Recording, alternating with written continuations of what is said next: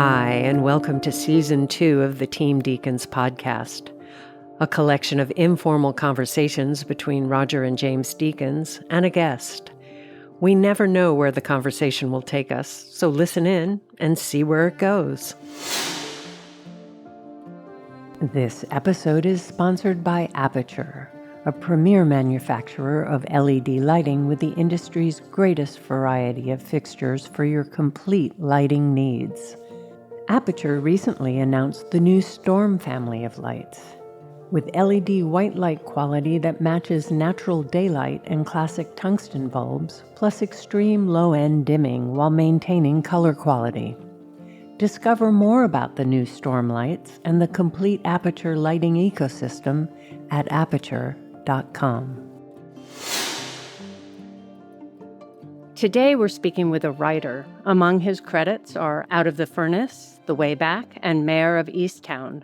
We're pleased to welcome Brad Ingelsby. Brad, thank you for doing this. Yeah. Oh, what a thrill, guys. Thank you so much for having me on.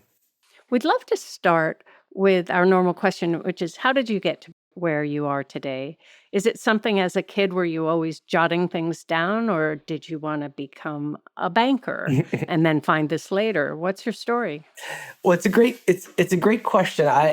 I'd love to claim that I always wanted to be a writer, but that is not the case with me at all. I watched a lot of movies as a kid. I wasn't really an avid reader. I was really always watching movies, and I still didn't really have any idea that I wanted to be a writer until I was probably 20 or so, James and Roger. That was really, I went to school and studied marketing, which I don't know that I was ever in love with marketing either, but my father was a very practical guy and sort of encouraged me to, as I was still searching to figure out what it was I wanted to do, to at least be able to be employed and get health insurance and have an income. And so I studied business in college. And then when I was a junior in college, as an elective, I took a screenwriting course. My college really didn't offer a ton of classes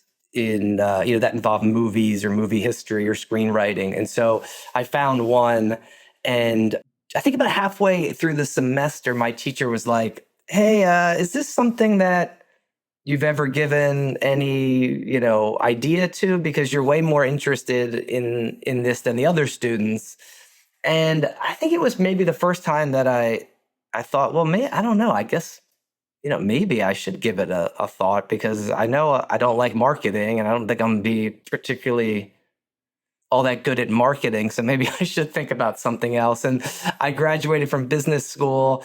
I took a year off. I was a school teacher for a year. And while I was teaching school, I sort of got up the courage to apply to writing programs and was lucky enough to get into AFI in Los Angeles. And that was really where I studied writing. Up until then, I've sort of just, I was kind of really studying scripts online and just trying to mimic the format. I remember getting to AFI and I was still writing in Microsoft Word. I didn't even have the software that I was supposed to have. And my teacher was kind enough to, give me a copy of the program. And then once I got into it, I really just fell in love with it and couldn't think of anything else I wanted to do. And it sort of was I was just writing kind of nonstop for 2 years at AFI. Then how I became a professional screenwriter was, I guess like all of us, just a lot of luck. I had written 2 scripts. At that time at AFI, in order to graduate, in order to get your MFA, you had to submit 2 feature-length screenplays. And I submitted those screenplays. I actually moved back to Pennsylvania after I graduated because I just wasn't in love with living in Los Angeles. And I still felt like, God, I still have a long way to go to actually become a good writer. And when I was in Pennsylvania selling insurance with my father, and a friend of mine who I'd met at AFI, Mike Pruss, who still works in the business. He's actually the head of Ridley Scott's company now. He was an assistant at the time at Universal, and he had just taken a job at, I think it was Focus. And he called me and said, "Listen, I've got this job. I'm able to read material now and bring in material in a way that I wasn't before as an assistant. And do you have any scripts lying around that you think maybe would be a fit? And I said, listen, I have the 2 scripts that I graduated with, that you have at it. And he read them both and said, I don't think they're quite right for us, but I think I can probably get you an agent. And he submitted the scripts to an agent at William Morris at the time. And the agent liked one of them. It used to be called The Low Dweller. It turned into Out of the Furnace. And the agent was like, in a couple of weeks later, he sold the script. And he was like, you need to move back to California. I had to walk into my father's office in the insurance agency and say, Dad, I think I'm sorry, I can't work with you anymore. I have to move back out to California to become a writer. So it was an awful lot of luck, guys. I'm almost embarrassed to tell that story because it makes it seem quite easy. I just got incredibly lucky to have someone like Mike in my life, to have an agent take a chance on me. So I guess I just got extraordinarily lucky to get that break at the time I did. And you say that you were studying screenplay writing. Is there a difference in studying writing and screenplays? And did you have to learn the difference between the two? And what is the difference between writing and also, how do you learn how to write? Okay, yeah. I find that really interesting. Leave the hard question to the end. Well, I think that there certainly is a difference between playwriting and screenwriting and novel writing and short story writing, and they all have a certain format. And I think they're really, really different, actually, because a lot of people say that to me. They'll say, oh, would you be interested in writing this as a book? And I'll say, I don't even know where to start. I only know how to write screenplays. They're so different. They're so incredibly different. And if you think about it on just a basic level, about if you're reading a novel, you're allowed to get into the thoughts of a character in a way that you're not allowed to in a screenplay. A screenplay really is the sort of a visual, I would say, a blueprint for how, pass on to a director, a cinematographer like you, Roger, take these blueprints and turn them into images. And so at first, James, I did have an interest in maybe, writing short stories. That was interesting to me. I actually applied to some other writing programs that weren't specifically screenwriting programs. But when I had to make a choice between a creative writing school or a screenwriting school, I felt that my passion was more in screenwriting, that if I had to pick one, that I wanted to be a screenwriter. And a screenplay is a very specific type of writing. If you look at a screenplay, and as I know you guys have looked at, a few over the years. There's not a ton of, sometimes depending on the writer, I suppose, there's not a ton of words on the page. It's sort of a lot of white. Whereas if you're looking at a book, it's obviously, there's a lot of words on the page. I would say it's most closely related to a play. If you were to look at a play and look at a screenplay, they would, you could see the similarities in those two as opposed to a novel and a screenplay. And I think there's a very specific way of writing a script that I quite enjoy. And it's trying to get the viewer into a character's, into their beliefs and their ideas and how they came to have those beliefs and those ideas without really having access to telling the viewer how those things came. Yeah. And so you have to be very strategic with dialogue.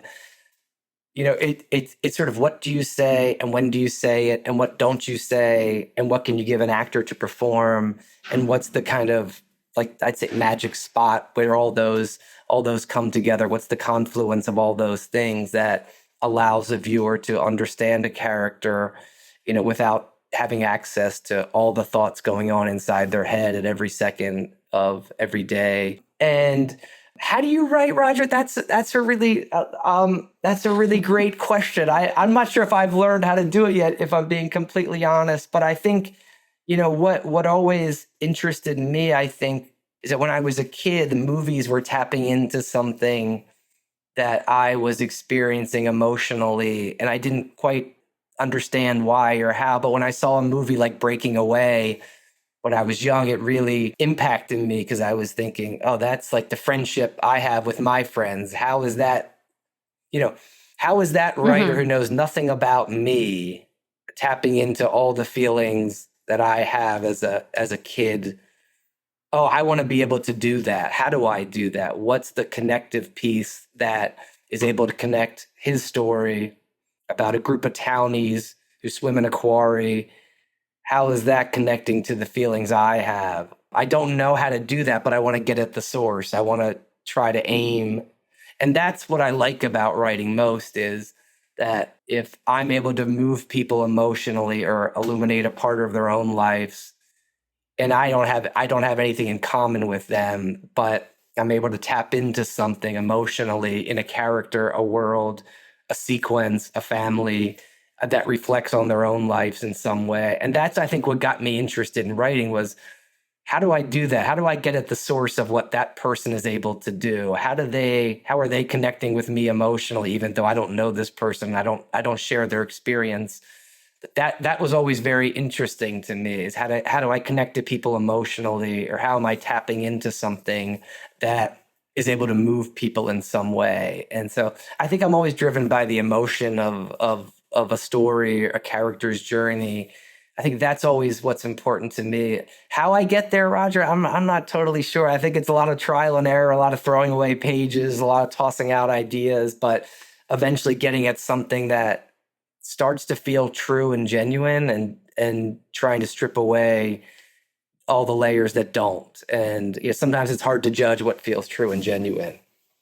And all the while trying to do this not only just through dialogue. So are you thinking visually, like you're thinking, oh, there's an abandoned Christmas tree behind them by the curb, and that's saying, I mean, are you trying to put in hints like that? Because it also depends on who's going to be cast. Oh, yeah. No, of course. I think, I tend to overwrite. I've gotten this note my whole life. I'm an overwriter. I put way too much in the description. And I've gotten this note my whole life. And it's just the way I do. But I think it's getting at what you're saying, James, is I'd rather sort of give too much and then have someone say, hey, I don't need that much, or I'd rather do that than go in the opposite direction and leave it open for interpretation. I think a part of that's me just, I guess, wanting more control of the process, perhaps selfishly, but I like putting more in the scene descriptions. I like being really descriptive. It's this kind of night. This is what's happening. The weather is this. This is what's on the TV. I really do think that a lot of it is in the details. And if you can really nail the details, if anything, it at least gives the viewer a sense of that the people telling the story know what they're talking about. And it at least lets the viewer start to feel like, oh, we're in good hands. This person knows this world. He or she has gotten the details right. And I can sit back and trust that I'm being taken on a journey by someone who understands the world and the characters and the people. And I think that's sort of what the details give you is conviction. Oh, this person knows what they're talking about. Now I can sit back and be taking on the ride. I know I'm in good hands.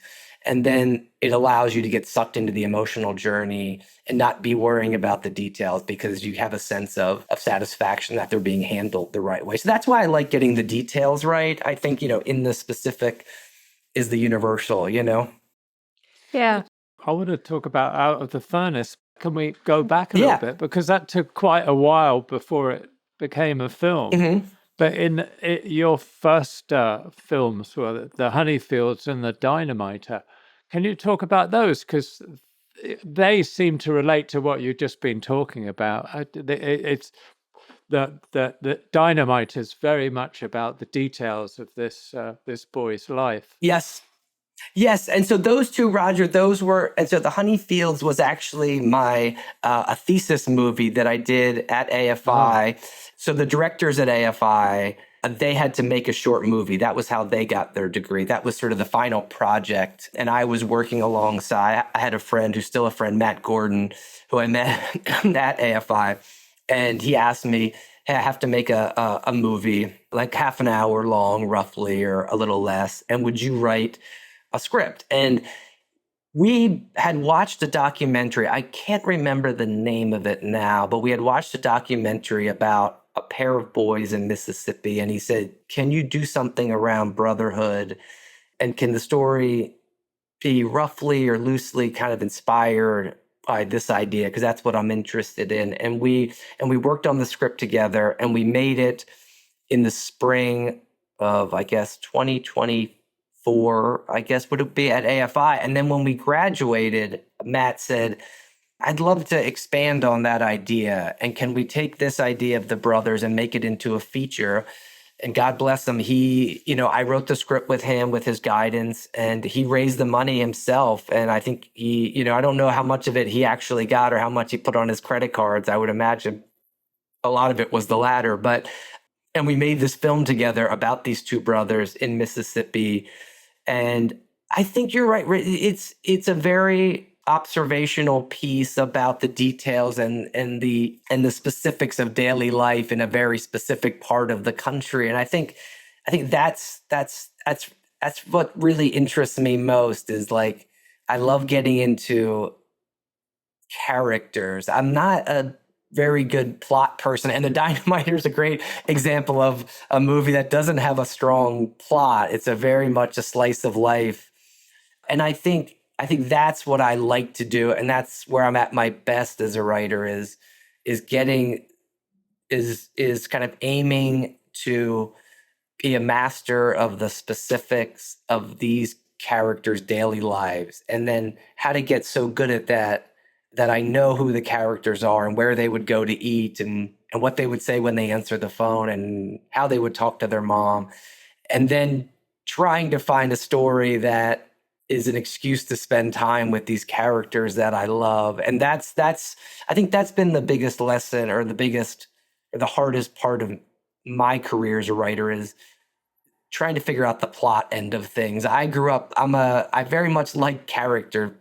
Those were the movies that I grew up watching. I was very interested in character pieces, character studies. And so I really like that side. I like writing characters, yet an audience needs to be entertained. They need to be, they need to feel tension. They need to be scared. They need to cry. They need all these other things that are why we go to the movies. And so I've tried to find ways to write about characters I care about, while also embracing the genre expectations of a mystery or of a thriller, or whatever the story kind of needs. And so that's, I think the balance is trying to do character pieces that also have an engine, I would say. They have a kind of engine attached to them that carries the viewer through the emotional arc of the show, but also has a sort of like a tension of its own.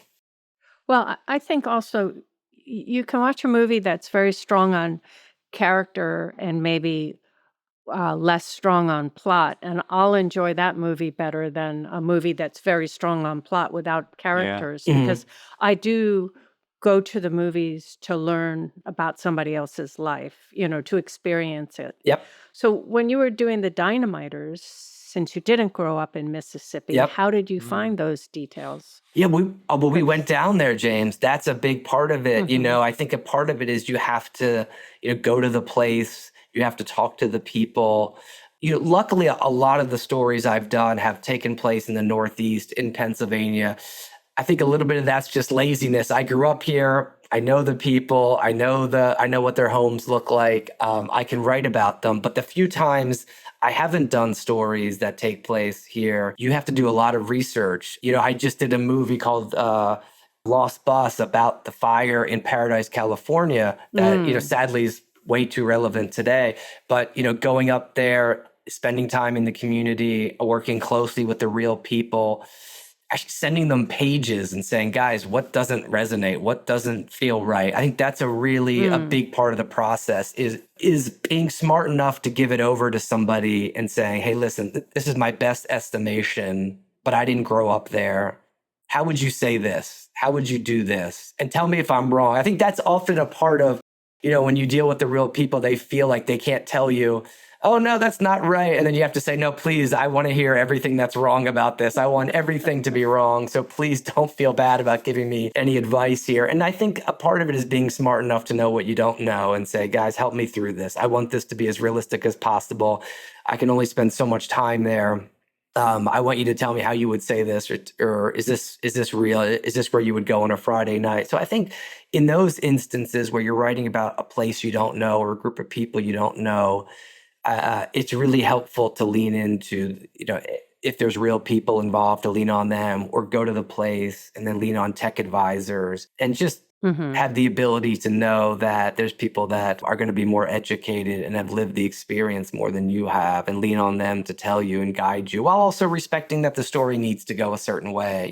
That's always the tricky part is hey, the story needs to go this way. Well, it didn't happen exactly that way. Well, what's the most realistic version where it could happen that way, where the audience isn't taken out of the story? That becomes a bit of a compromise at times. And if you're trying to get feedback from non-writers, all they know is, but that's not how it happened. They're not thinking story-wise, No, and you it's still so have true. to deliver a story. It's so true. I think Yeah. that's so true. That's the hard part is you have to be very, polite about it. It's like, I know it didn't happen that way, but we kind of need it to happen that way, Yeah. which is unfortunate, but that's the way it goes sometimes, Yeah. I'm interested. Were you on the set all the time on DYNAMITER?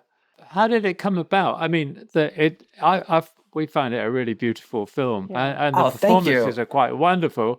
And there's nobody in the film that we recognize. So I wonder how the whole film was set up and how it was cast. Well, I can't believe you guys watched it. Thank you so much. I'm going to have to text everybody involved and tell them that, they'll be so excited. That's really sweet. Well, actually, Matt, our director, really, and I actually just experienced this a little bit again on the show I was doing, but Matt, our director, Roger, he wanted to go down there and he wanted to find real kids, and he wanted to find the people in that area to be in the movie. So he went down there a couple months early. He lived there.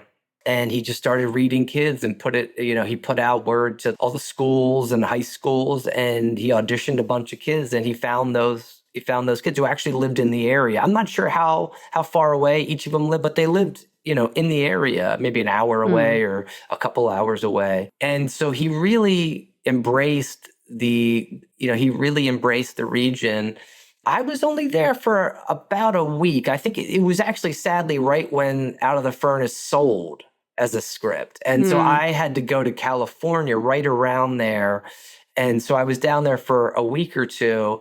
So I didn't get to be as much a part of it as I wanted to be in terms of the production. But I think what Matt was aiming for, and what I think he achieved, was a sense of realism. And he really embraced the non-professional acting. And I thought the kids did such a wonderful job, and there was a realness and innocence about them. And I just loved that idea that he was aiming for something different in the movie. And I think he really got amazing performances out of the kids in that. And it was such a great experience, and I'm so proud of the movie. A part of that is just being like I don't know how Matt was able to do it with the money and getting the resources together, and that sort of attitude of, we're just going to make something come hell or high water, it's going to get done. But I really love the spirit of that, and I love that he was aiming to do something different. And I think the performances and the relationships are really just really amazing. And just on the show we just filmed, our director Jeremiah, he kind of had a similar idea. He wanted to bring in kids from the area and cast kids in the area, and we found a number of kids that way that are in the new TV series that we just filmed in the spring. And it was another wonderful experience. And I think we got something out of those kids that we may not have achieved if we had gone a different route. And I think it's anyway, I really, and I don't know, it's just nice to cast kids who grew up here and are from the area. And I think there's just, outside of getting a different performance out of them, I just like the idea that you're pulling resources from the area where you're shooting it. And I really love that about it. And the kids were so thrilled. I mean, to it was great. Anyway, it was a lovely, and the kids were amazing. They were such lovely people to work with. Well, you have to be brave too. You have to believe that you can pull the performance out of them. Yes. And when you're successful, it's fantastic. Yeah, absolutely. It's interesting. Well, do you think that a writer should be on the set or shouldn't be on the set? That's a great question. I mean, Roger can speak to this more. I'm curious what his opinion is, because I'm sure he's dealt with directors who say, I don't... Depends on the writer, right? Yeah. Well, I think also sometimes what you said earlier is you write it, then you turn it over to people, because it does go through different iterations. And even in prep, as we go through the script over and over and over, it changes a little bit because of who's in it and how it's going to go. And then when you start shooting and the actors do what they do, it changes again. Yep. So oftentimes when they pull the writers back, if they're rewriting some scene that we haven't shot yet, based on the original script, it's not what the movie is anymore, I think. But I really want to know what you think. Yeah, it's a great question. I think it's extraordinarily helpful to have the writer there. Now, that's speaking as a writer, so that's probably the most obvious answer. But I just think, it's funny because on the movies I've done, I would say I've worked with directors who were like, I really would love you to be there as much as possible. And I've worked with directors who were like, see you later. If I never see you again, it'll be too soon. Yeah. And Whoa. yeah. And so I think having done the television show where the writer is, kind of has to be there every day, I have seen the tremendous value in just an actor saying, hey, where am I again emotionally? What's the scene before this? So where was I coming? Oh, I just learned my wife was having an affair. Okay, that's right. So when I start this scene, I'm in this place emotionally. That's right, Brad. Thank you for reminding me. That's how I'm going to play the scene. I think it is, and that's one of many, many examples. I think what I've found to be really helpful, and again, I've only really learned this recently, having been on the set all the time on the TV shows, is being kind of the guardian of the story and the guardian of the themes of the story. Okay, so that if you see someone say, "Oh, I don't think we need this," or "You think we can cut this line?" Well, wait a second. What's the ripple effect of that? That's a payoff that we have later.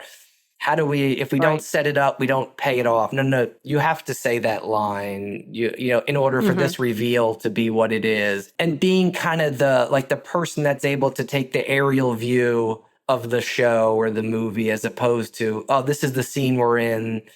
This is what's going to make the scene really strong. Well, wait a second. It may make the scene strong, but it's going to impact this. And so I think in that way, it's incredibly helpful to have the writer there. I understand as a director, at times I wouldn't want someone kind of, tap me on the shoulder, hey, you're messing that up, or you shouldn't do that. I tend to stay back, and then when I see something that I feel like is really impacting like the scene or the emotion of the show or the themes of the show, then I'll jump in. But I do think having that person there just for the actors as a resource, again, where am I emotionally? Where am I coming off? What are the themes is really, really helpful. Well, I would say I always thought too on a movie that was also the script supervisor's job, that the script supervisor should know the script so well that she knows also the rhythm rhythm of the words and the fact that one character uses this phrase all the time, so you can't let them change it at the time. Yep. But yes, those kind of things are so important because when you're shooting scene to scene, everybody else is forgetting what they did last week or something. Yes, absolutely. Well, a good script supervisor does that too. If you have a really strong one who's able to say, hey, wait a second.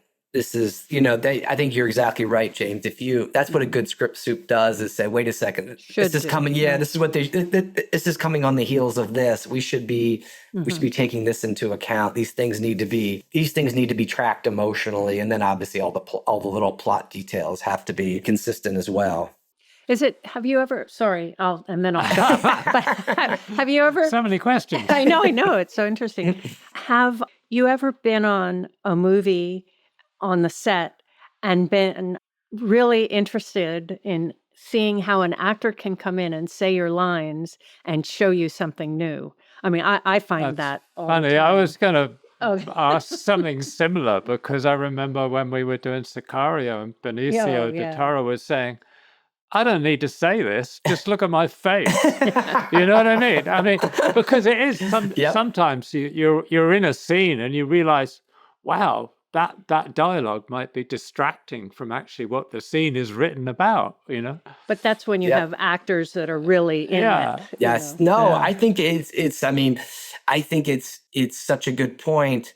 And I think that's where I think a part of my job is knowing when someone has a better idea than you, and it's always best idea wins. I think that's a great point with Benicio. Like, an actor comes up, as he says, "Hey, listen, I mean, this has happened to me many, many times, and 9 times out of 10, the actor's right. Hey, I don't need to say this. A look is going to suffice. In fact, if I say the line, it's not gonna have as much of an impact." Right. Mm-hmm. And I think that's a really great quality about being a writer, is being able to say, yeah, let's do it. Hey, let's try it. I used to mentor young writers at AFI, and I think one of the things that always scared me a little bit about talking to young writers was, well, what if a director changes the line? And it's like, man, if that's what you're worried about, like, it's going to change so many times. If you're worried about and I think they didn't understand at that time, understandably, how much of a collaborative art being a screenwriter is. And I think you have to be open to other people's ideas. And if you want your words to be written or spoken exactly as they are without change, then I think you should go into writing novels or plays where you have a better shot at that than writing a screenplay. Because Roger, and James, how many people, a script is a blueprint that then the costume designer comes in with his or her own ideas, and the production designer, and of course the director and the producers.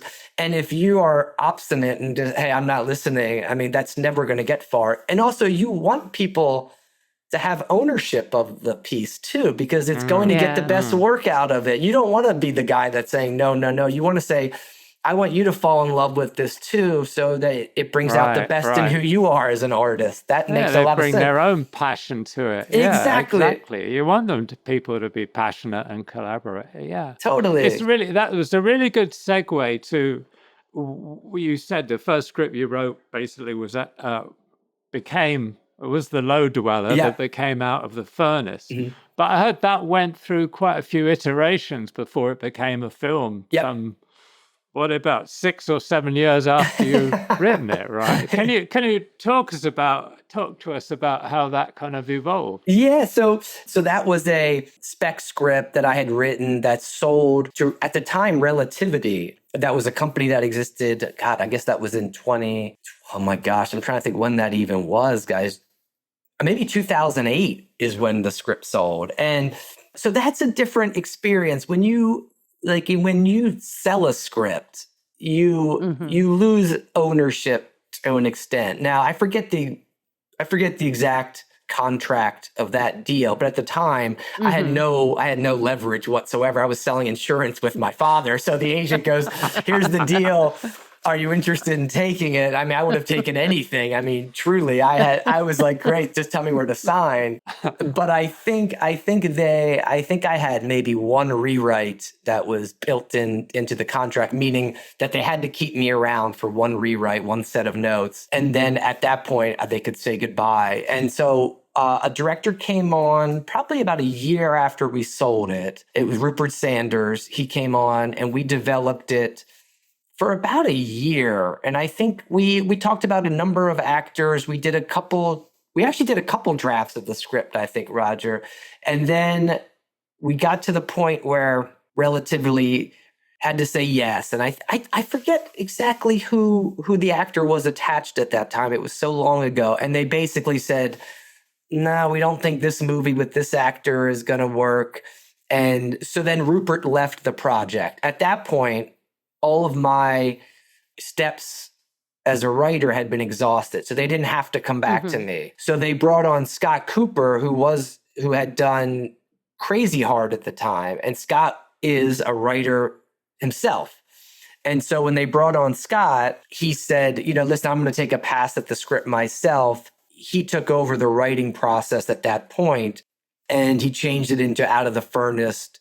But that was a few years after Rupert left. So the script was sort of in limbo for 2 years without much really happening, which isn't shock. That happens quite a bit in the industry. A script is hot and then it goes cold and it comes around, and you're lucky if it comes around again. I've been on the opposite side of that. So when he came back on, he's a writer himself.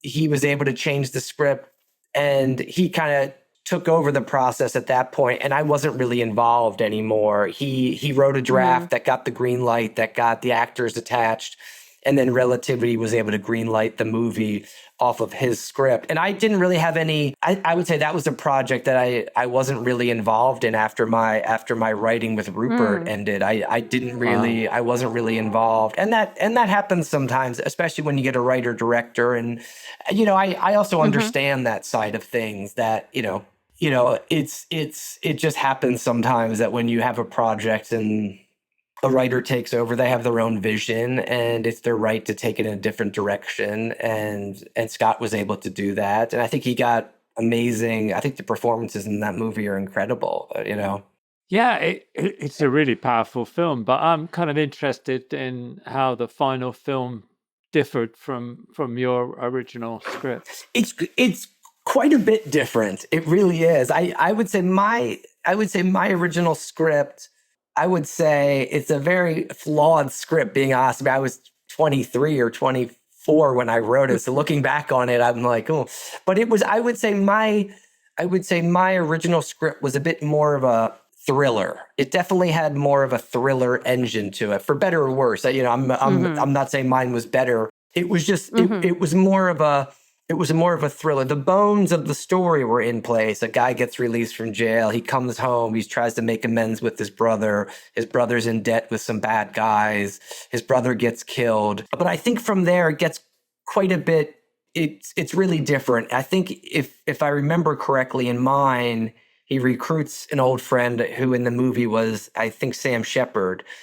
And they go and they attack these guys at a bar, and it's a very big action sequence. And our character comes home, the Christian Bale character comes home. He kind of believes, well, I've done the thing that I thought I was going to do. There was that love triangle of the woman he loved now dating the Forrest Whitaker character. That was in the script. And he comes home thinking he's done the thing. He's avenged his brother's death. And there was one guy left alive who comes after him. And it was, I would say the story was about the folly of revenge. And because what happened in the original script is he does this thing thinking he's doing the right thing. And by going and getting revenge, like everyone he loves kind of ends up getting killed. He brings these people back on the people he loves, and he ends up alone in the end. So it changed quite a bit. I would say Scott's movies are much more of a drama. It's much more of a character piece drama, whereas I think The Low Dweller was a thriller with a bit more of an engine to it, I would say. But I mean, I'm really proud of Out of the First. I think Scott did a great job. The performances are great, but it changed quite a bit. Where do these ideas come from? I mean, it's a very different idea than DYNAMITER, isn't it? I mean, then you also wrote a film, Run All Night, which again is very, very different than some of the other things you've written. Where do those ideas come from? Yeah, I think a part of those, ideas, Run All Night and Low Dweller specifically, were driven by, when we were at AFI, our teacher said, hey, listen, you have to find a voice, and yet you also have to understand the commercial side of the business. And I think, I think those movies specifically, those scripts specifically, were aimed at a young writer trying to break into the business. I think in a really good way. I wanted to get an agent. I wanted to have a chance to get something made. And I think that at the time it was, oh, let me write something that has a thriller engine to it. That was what Low Dweller was. Hey, this is a movie that we could cast. We could get a really good cast. I think those parts are castable with movie stars, and it has a thriller engine. I think those scripts, Run All Night specifically, was very much I have to sell something, or I have to leave LA. I mean, truly, I remember saying to my wife, because after Low Dweller sold, there was a number of years where I was trying to get work and I didn't have a lot. And I can remember trying to buy a house and the lender said, "You made $11,000 last year. How could I ever give you a mortgage?" And I think Run All Night was a very, if I'm being honest, was very much a way for me to try to, I mean, I'm very proud of the work, but I have to be honest and say at the time I have to sell something, and I'd love to do, my version of Boogie Nights, but that's going to be hard to sell. So what's a movie I can write that I think I can actually sell so I can stay here and try to make this for a few more years? And so Run All Night was very much a action movie through and through that I hoped I could sell to a studio, and was lucky enough to do that. And I think now I would probably not write Run All Night if I didn't have to. I would probably stick to the character pieces that really are the reason I got into the business. And by the way, I had a great experience with Jama on that, and Liam was wonderful, Ed Harris was wonderful. But I think now I would if I could, I would write character pieces for the rest of my life. That's really where I aim to be and would like to stay. I'm sure there will come a time where I've got to write another Run All Night and I'll have to go back to that. But I'll see how long I can make it last, It must be heartbreaking to write something and then have to pass it on and then see what they do with it, because I know we've worked on movies that we accept the script when we say, yes, we're going to do it, the script that's there. And by the time we shoot, it's completely different and not the movie that we thought. So, but we didn't write it. So I can't imagine what that feels like. Yeah, I think, again, I think it's a part of, it's funny.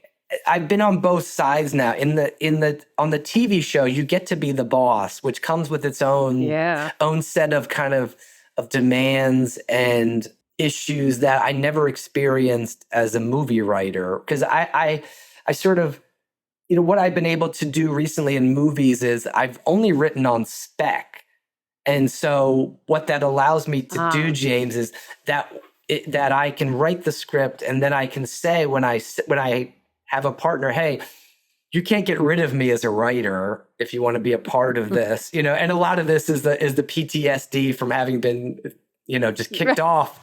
And I can say, and not that I can tell the director what to do, of course, but I can be a part of hiring the director and listening to the director and knowing that, oh, this director understands what the movie's about. He or she has different ideas, hopefully stronger ideas than I have. And they're bringing, as you said, Roger, they're bringing like the passion that people are additive in some way. And I can interview the people and say, yeah, I think this person would be great. Are they going to have different ideas than me? Sure. But I think those ideas could really help the story. And so I've been able to do that recently in movies because I've had my heart broken, where I've written something that I'm really passionate about, and then you get it sent back to you and you're like, wow, what happened? And not that it's better or worse, it's just different. And it's hard to deal with that. But it gives you a thick skin. And it's funny, having done the shows now where you get to be the boss of everything, there's a part of me that's like, I kind of like the movies where I don't have to sit in on the budget calls and I don't have to be on, There's a part of me that loves the process of writing something and trusting someone, to bring a bit of themselves into it that I don't have. And so I'm at peace with that in a way. I think I go into those with open... I'm a lot more open to that process than I was as a younger writer. It doesn't hurt as much. And I kind of accept that there's going to be changes, and that's all a part of the process. But yeah, I mean, it does hurt, especially when you feel like, I think it hurts most when you feel like, man, there was a better movie in there. That's when it really stings. Yes. Man, I thought, I'm sure you guys have and no one will ever know. And no one will ever know, right? And that's the hardest part is, I thought there was a better movie. I thought we did a little better than that. And then you got to tell people, no, it was better than that. Yeah, right. No, Yeah, you should have seen my version. Yeah.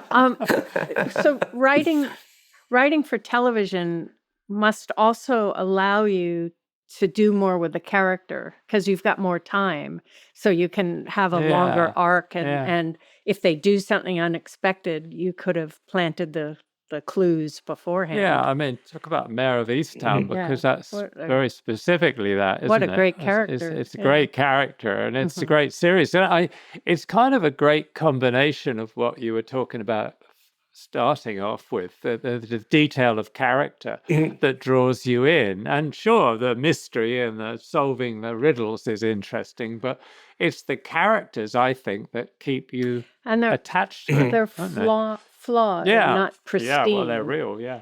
And that makes you believe them much more strongly. Yeah, that's right, James. I think that's what really appeals to me most about writing in TV is, as you said, you nailed it. It's just you get to spend more time with people. And I think the more time you spend with people, it's like life. The more time you spend with people, the deeper your relationship with that person is. You get to know more about them. As you said, the flaws, all the warts, and also the great qualities. And it also allows you more time to surprise an audience. I thought they were like this, but then they're like this. Oh, now they're like this. And I think I really love TV for that reason specifically. It just gives me more time with characters. You know, that really is what I love most about it. Is I've always just seen myself as a character writer, and that's where I think I'm at my best, is writing characters. And if I get to write more of them and spend more time with them, then I'm in a really happy place. And yeah, it's the real joy that, you know, if you think about a movie,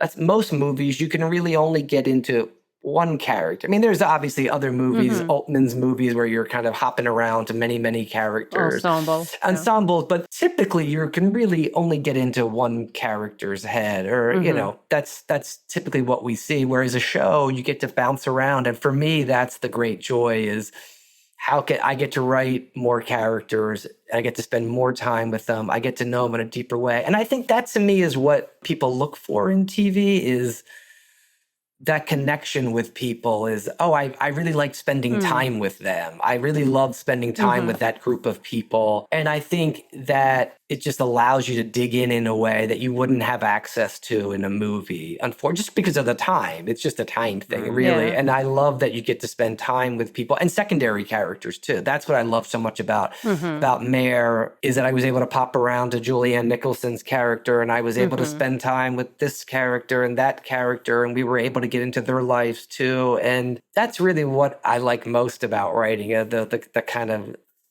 the specifics of the daily life of these characters. And I think that's where, as a writer, I can be dangerous, and having that many hours to tell a story, I think is really, really helpful.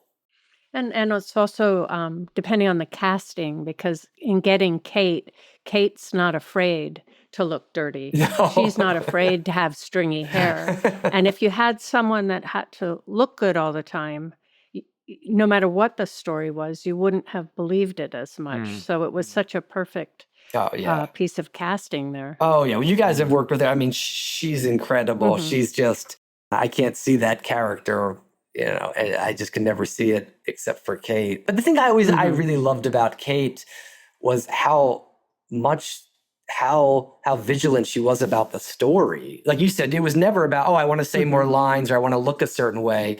She would always come up to me and go, Brad, if this character came at 10 o'clock, they wouldn't be able to get to my house at 8. And how are we making, you know, and I couldn't believe how smart she was when it came to, it was always about the story, which I so admired about Kate, was she always was the protector of the story. And I felt like on set, I had someone there who had my back all the time about, especially a story like that, where it was quite intricate. This person had to be here at this time, and if this person said this information had to come out here. And to have someone who was so protective of every little detail all the time. And it was the same in post-production. You know, we'd send her cuts, and she would say, wait, if the text message went out at 9, it couldn't have gotten there at 10. And it, you know, it was never about her. It was always about the story. And what a gift to have an actor who's really trying to make the best version of the story. What an incredible gift that was.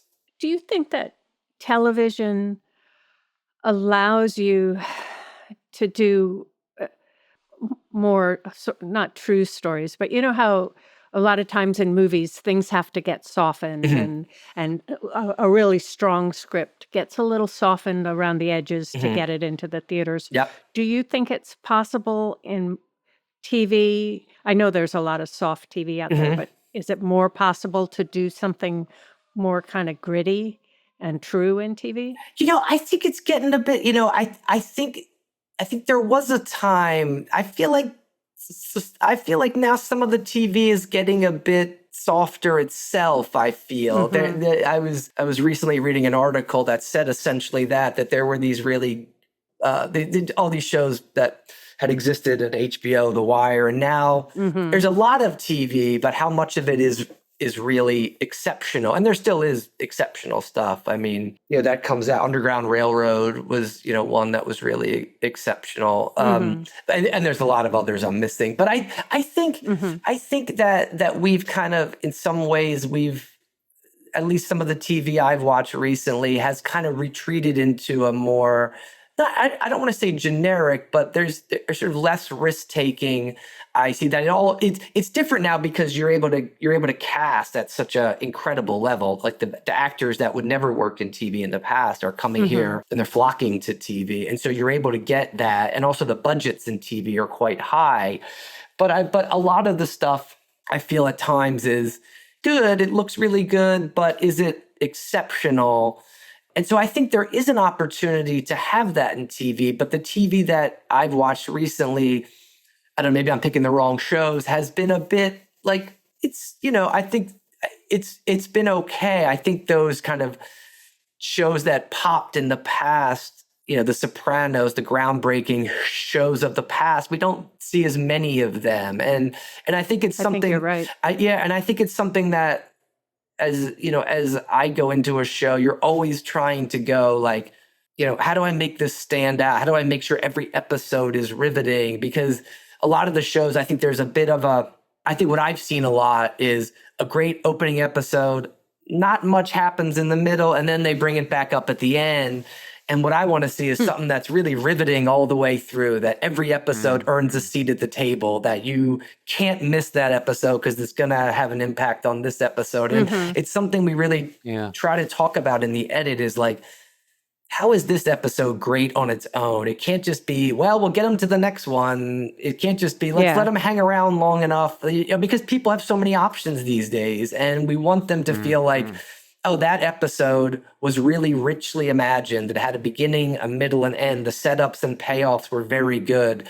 I feel like I want to make a show where I don't, as a viewer, I don't go, that was a bit lazy. It was fine, but it was a bit lazy. And I want to make sure that, when I'm writing an episode, that, I don't know, I guess it's maybe like the Catholic guilt I feel. I don't want the viewer walking away going, well, that was fine. I kind of wasted an hour. I want them to be like, wow, that was rich. It was written by someone who cares. It was made by people who really cared. And they took the time to have setups and payoffs. They took the time to know that we expected this to happen, and this actually happened. And they took the time to take care of all the people in the show while also maintaining the arc.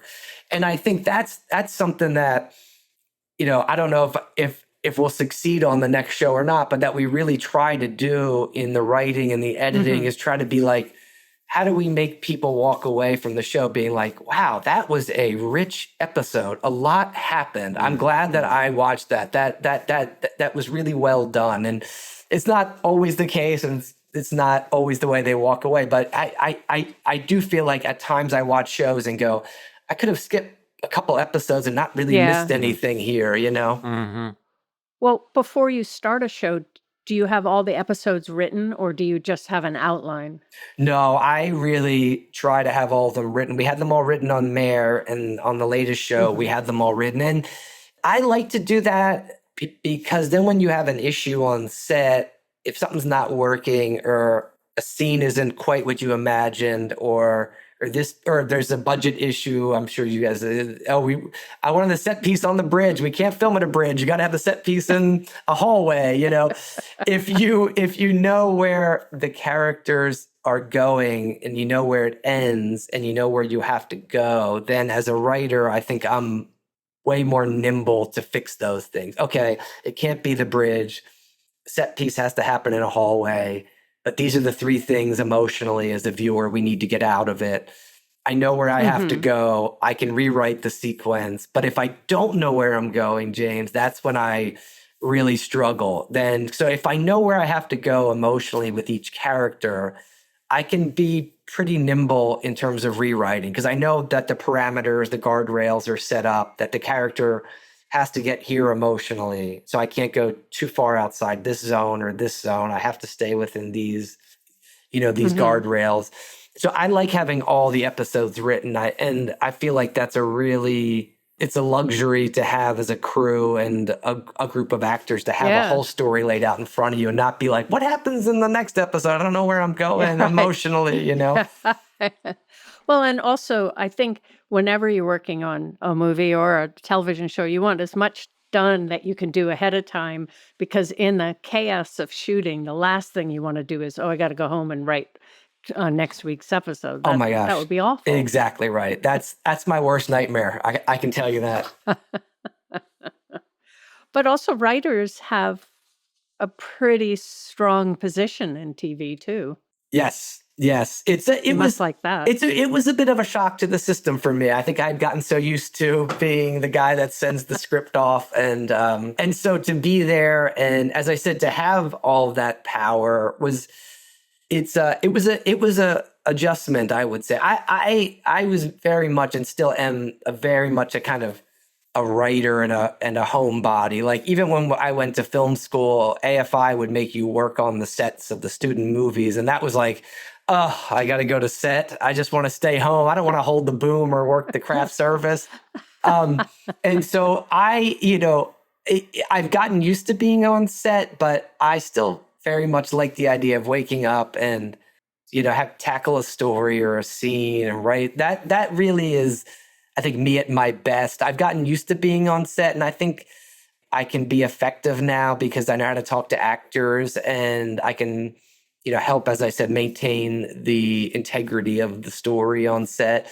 But it took a while to get used to it. I'm not that great on set. I like being at home in my office, hanging out with my kids and I'm not the best. I'm a bit of a homebody, but yeah, it's quite a adjustment. And to have all that power and have everyone asking you, what are we doing next? What's the prop? Is this the wallet they should have? Is this the keychain? What does their car look like? I wasn't used to it. It took a while. I think I don't think I'm all that amazing at it still, but I've gotten used to at least accepting that that's a part of my responsibility on the show, and that I have to be ready for those questions and I have to anticipate them, and that if I'm not answering them, then everything slows down. So I have to know what the inside of the car looks like or what newspaper they're reading, and I have to be prepared for that. But it was a bit of a shock to the system, I have to be honest. I'm not the best at being the boss. That isn't my strong suit, I would say. So, but it seems like one step towards directing. No ambitions to direct? To direct a movie? Yeah, that's a great, I do think about it a lot, Roger. I think about it, and then there are times where I just feel like my visual kind of brain isn't there. I can kind of see it on the page, and then if you said to me, Brad, what lens are we using? I would go, I have no idea. Maybe that's where I would have to rely on someone like you who has. You don't need to. A director doesn't need to know it. Some directors I've worked with, no idea what a lens does. But how do they talk to you, Roger? I'm actually really curious. So if I said to you, well, it depends. There's the whole range. Yeah, there's a whole range. I mean, with Joel and Ethan Coen, they're very specific. Yes, they don't necessarily say exactly what lens they want, but they're very specific about the shot and the axis on the scene. Whereas other directors will say, "But I just want to concentrate on talking to the actors. You tell me what we're going to shoot." Well, so it's a whole range. Also, having had conversations in the prep period about what you want from the movie, what the director wants from the movie, what the feel of the movie should be, then a lot of times on the day, you do a blocking rehearsal and the DP suggests, well, what about this? Because we talked about this, and then we move the camera there. And without the director having to say, oh, no, it should be this lens and that lens. Yep. They just know what it is they want, but they don't know. Yeah. But as you said before, it's collaboration. Yeah. It's something I've talked about. I mean, I would love to do a little A little movie, you know, I think about, you know, movies like The Dynamiter and, you know, just something of that ilk, you know, perhaps that I would like to do at some point. And, you know, maybe taking a stab at directing an episode is a good place to start, working with a great DP like yourself, or, you know, and then kind of getting on the ground floor where they'll hear my ideas about the show. And I'd like to try. I think I'd be remiss if I think I would regret it if I didn't try it at some point. I may go once and never go again, but at least I could say I did it, you know? Yeah, it's a good idea doing a smaller one rather than a big one. Yes, yes, exactly. I mean, I'd be a little scared to take on like 1917 or something like that. That would be I was just watching that film the other day, actually, right? It's such a wonderful movie. It's interesting because I think the strength of that movie too is it's simplified Oh my to gosh. those two guys. It's wonderful. Yeah, the simplicity of it. Yeah. Yeah. It's wonderful. I find that movies that are kind of more stripped down, you know, without 1,000 ideas they're Yep. trying to convey, but they're focusing on one or a couple of ideas are so much stronger. I think you're right, because it gives you time to do the other, you know, then the audience isn't getting so wrapped up in the plot details and they can just get immersed in the world. Like I just saw Honora, which was a bit of the same thing. There wasn't much of a Right. plot. You know, this guy, he meets this young woman. She thinks they're married. I mean, the plot is quite simple, but man, you get to experience these people's lives. And I thought it was so well done that by the end, you felt like you'd gotten to know this young woman in such a compelling way. Your heart was breaking for her. But again, it was a simple plot. I mean, super simple, you know? So I think that's what I like, you know? I think in the series, I always feel like I have to make the plot a little richer and deeper, and there has to be more twists. But I do love movies, like you said, James, just really simple, and you get to get caught up in these characters' lives and their worlds. Those are the movies that really inspired me as a kid to get into the business. You know, it's not all the plot heavy thing. I love the little character pieces where the plot can be spoken in a single sentence, you know?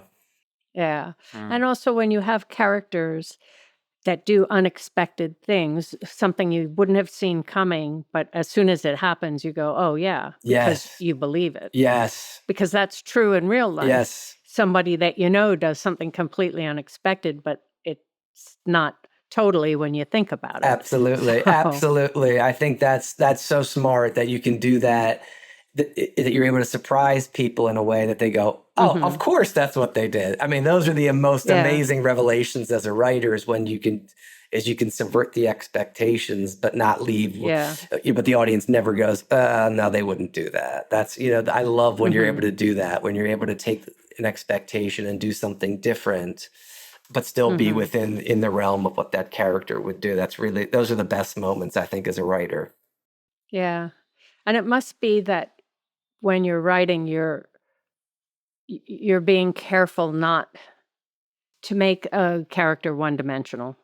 That, oh, they're a slob and they're always this and they're always that. But instead, they're a slob that likes their teacup pristine or something, Absolutely. Like people are weird. Absolutely. I think you're trying to give them dimension and as you said, surprise the audience. Oh, I thought that person was just that. Oh, wow. I didn't realize that when we went home with them, they're dealing with that and that explains that. I once talked to a journalist who said to me, it's the order of revelation. It's when things are revealed. It's how you parse out the information. That's what he said.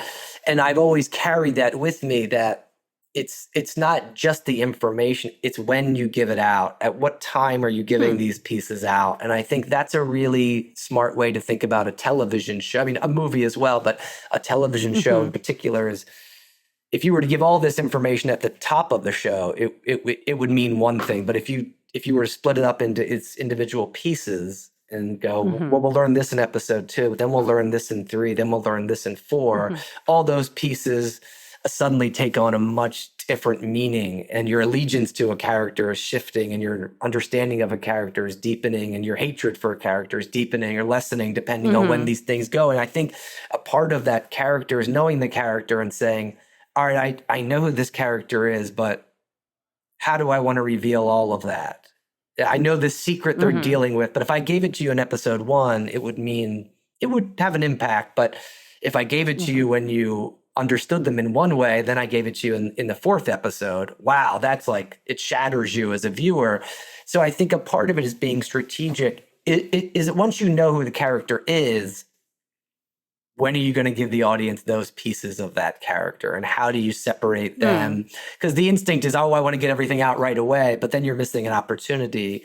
And I think a part of that process of writing a show in particular is, here are the 100 things I have in the character's life, but I'm going to give you these ones here and these ones here. And I think that's a really smart way of looking at it, because then you're as a viewer, your knowledge of that person, your understanding them is constantly changing in a really good way. As you said, oh, I didn't think they would be mean to this person here, but then I know that this is what happened to them as a kid. That's why they did that there.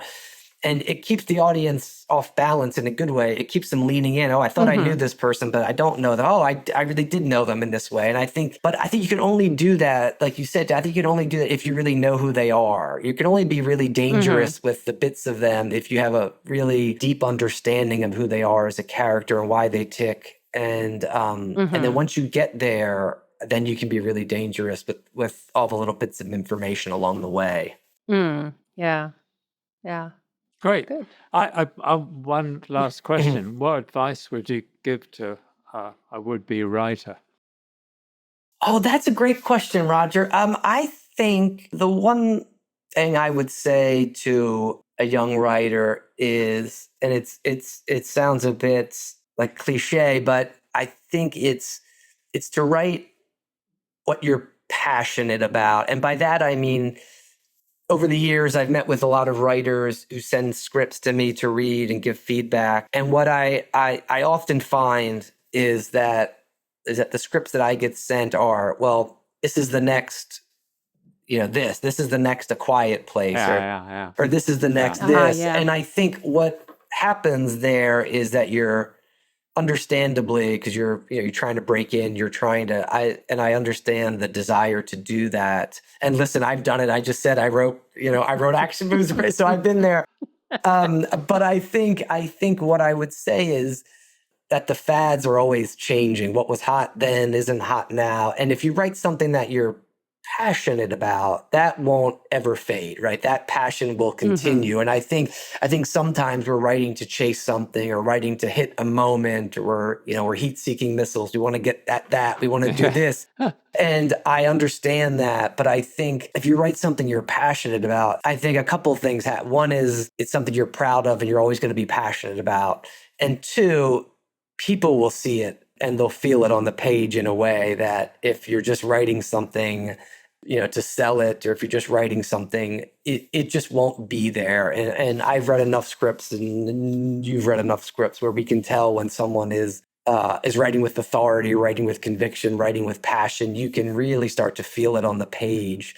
And I think sometimes, especially people trying to break in, are aiming at something, or they're aiming at a target, as opposed to tapping into what makes them special as an artist, the things that kind of are what got them started as an artist. And I think if you're able to tap into those, that's going to come through on the page. And so that's why I try to tell young writers, write something that you're passionate, that speaks to what you want to be. And that's the other thing. And then this is the one thing that I've run into is, if you're a young writer, write something in the genre you want to stay in. Because if you write a mystery thing, but you hate mysteries, the agents are going to go, we found our next great mystery writer. And you're going to go, oh, no, I just did that one time. I don't want to do that. Everyone wants to put you in a box. And so whatever box you want to be put in, I would say, write in that box to start. So that way, if you do sell something, or if it gets out into the world, you're at least happy with that box you're in, as opposed to saying, no, wait, hold on. I want to go back in time and I want to be something else. And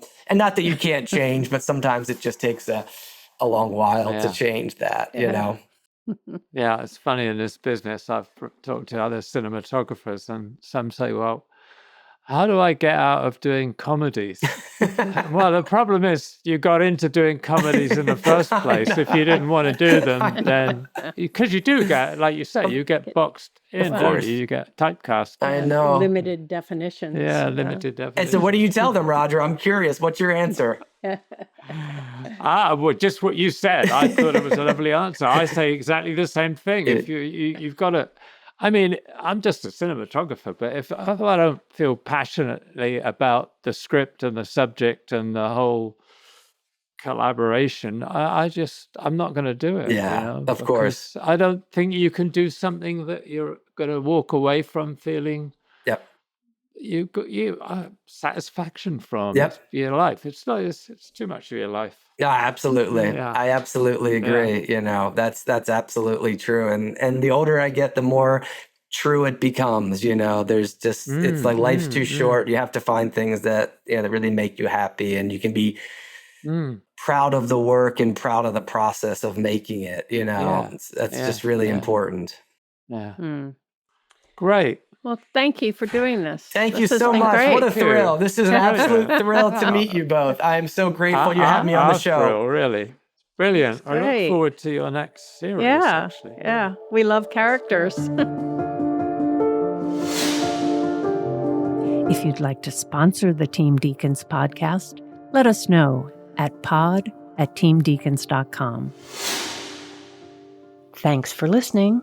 If you want more information and further discussion, check out the forums at www.rogerdeakins.com. Becoming a member is free, and you can ask follow-up questions there. And be sure to subscribe to the podcast for more new questions and topics. Also, check us out on Instagram at team.deakins. See you next time.